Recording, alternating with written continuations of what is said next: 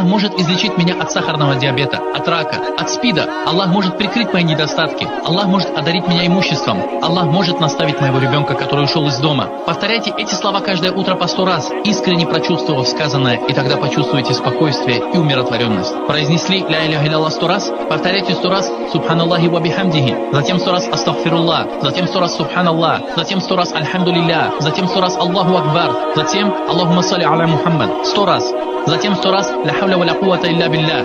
Введите себе это в обязательную привычку. Сделайте это своей ежедневной обязанностью.